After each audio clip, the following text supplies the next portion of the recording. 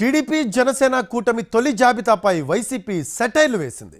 ముఖ్యంగా పవన్ కళ్యాణ్ పార్టీ తీసుకున్న సీట్లపై ప్రశ్నించింది. టీడీపీ సగం సీట్లకు అభ్యర్థులను ప్రకటిస్తే జనసేన కూడా అన్నే ప్రకటిస్తుంది అనుకున్నామని, మరి ఇంత తక్కువ సీట్లకు పవన్ ఎందుకు అంగీకరించారో అంటూ వ్యంగ్యాస్త్రాలు సంధించారు వైసీపీ నేతలు. అంతేకాదు పవన్ను చంద్రబాబు పొత్తుతో తన గుప్పిట్లోకి తీసుకున్నారని కౌంటర్ ఇచ్చారు. వైసీపీ రియాక్షన్కు సంబంధించిన మరిన్ని వివరాలు మా కరెస్పాండెంట్ రాఘవేంద్ర అందిస్తారు.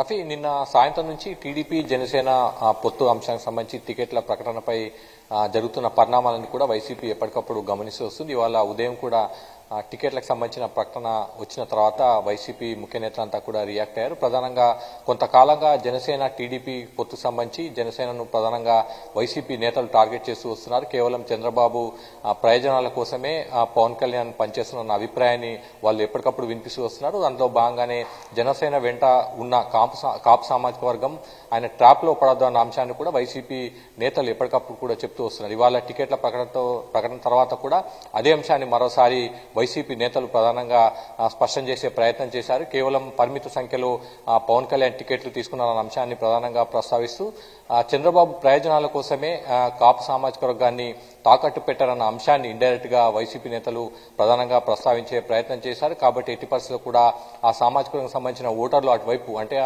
ఆ పొత్తు ఆ కూటమి వైపు వెళ్లకుండా ఉండేందుకు వారి అభిప్రాయాన్ని ప్రజల్లోకి తీసుకెళ్లే ప్రయత్నంలో వైసీపీ పార్టీ నేతలు ఉన్నారని కూడా మనం చెప్పాల్సి ఉంటుంది. ప్రధానంగా ఈ జనసేనను ప్రధానంగా నేతలంతా కూడా టార్గెట్ చేశారు. తక్కువ సంఖ్యలో టికెట్లు తీసుకోవడం ఏందన్న అంశాన్ని కూడా ప్రధానంగా ప్రస్తావించిన పరిస్థితి. మరోవైపు బీజేపీ కలిసి వస్తుందా లేదన్న అంశానికి సంబంధించి కూడా వైసీపీ ఎప్పటికప్పుడు కూడా అంచనాలు వేస్తుంది. వాళ్ళిద్దరూ కలిసి టికెట్ల అంశానికి సంబంధించి ప్రకటన చేశారు. కాబట్టి బీజేపీతో పొత్తు ఉండకపోవచ్చు అన్న అంచనాకు వైసీపీ పార్టీ వర్గాలు వచ్చినట్టుగా తెలిసింది. అయితే రానున్న రోజుల్లో ఎటువంటి పరిణామాలు చోటు చేసుకుంటారన్నది కూడా వైసీపీ నేతలు చూస్తున్న పరిస్థితి అయితే కనిపిస్తుంది. మొత్తం మీద మాత్రం ఈ పొత్తులో జనసేన అనేది ప్రధానంగా వైసీపీ టార్గెట్ చేసింది. తక్కువ సీట్లు తీసుకోవడం ఏంటన్న అంశాన్ని ప్రధానంగా ప్రస్తావించింది. ఏదైతే ఈ కూటమికి సంబంధించి కాపు సామాజిక వర్గ ఓటర్లను కీలకంగా వైసీపీ భావిస్తుంది. దాంట్లో భాగంగానే పవన్ కళ్యాణ్ టార్గెట్ చేశారు. పవన్ కళ్యాణ్ వెంట కాపు సామాజిక వర్గ నేతలు కానీ కాపు సామాజిక ఓటర్లు వెళ్లకుండా ఉండేందుకు అవసరమైన జాగ్రత్తలు తీసుకున్నట్టుగా వైసీపీ నేతలు అభిప్రాయాన్ని వ్యక్తం చేశారు. రఫీ,